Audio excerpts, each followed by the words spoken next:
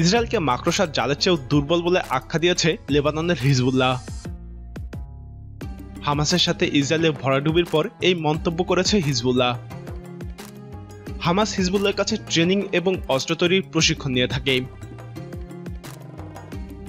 এদিকে ইসরায়েলকে সন্ত্রাসী রাষ্ট্র ঘোষণা করতে আহ্বান জানিয়েছে তুর্কির প্রেসিডেন্ট এরদোগান। তিনি ইসরায়েলের মানবতা বিরোধী কর্মকাণ্ডের তুখো সমালোচনা করেন। হিজবুল্লাহ বলছে, ফিলিস্তিনের সোর্ড অব দ্য কুডস অভিযানে প্রমাণিত হয়েছে দখলদার ইসরায়েল মাকড়সার জালের চেয়েও দুর্বল। যুদ্ধবিরতির পর সংগঠনটি প্রকাশিত এক বিবৃতিতে কথা বলা হয়েছে।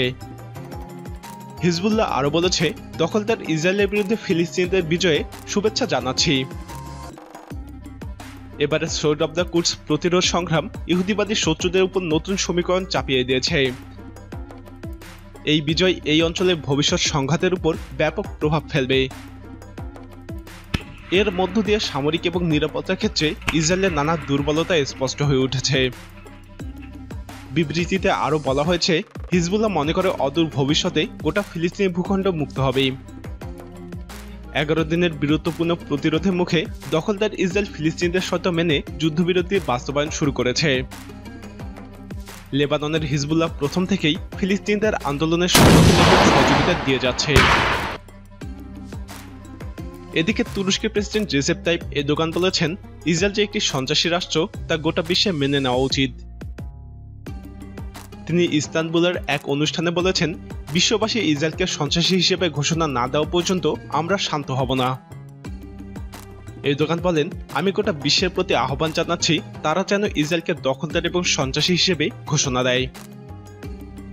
ইসরায়েল 1947 সাল থেকে দখলবাজির মাধ্যমে পুরো ফিলিস্তিনকে গ্রাস করছে। এখন ফিলিস্তিনিদের জন্য কেবল একটি টুকরো বাকি আছে।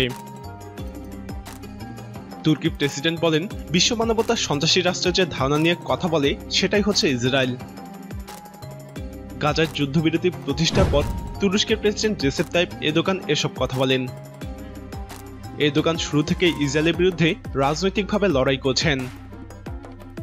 তার ঘনিষ্ঠ মিত্র কাতার ফিলিস্তিনের হামাসের সবথেকে বড় আর্থিক সাহায্যকারী। যুদ্ধবিরতিকে ফিলিস্তিনিদের জন্য বড় বিজয় হিসেবে গণ্য করা হচ্ছে।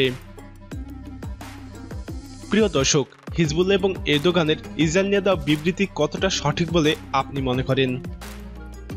আপনার মতামত কমেন্টে জানান। এই ভিডিওটি ভালো লাগলে লাইক বাটনে ক্লিক করুন। এরকম আরো ভিডিও পেতে আমাদের চ্যানেলটি সাবস্ক্রাইব করে আমাদের সাথে থাকুন।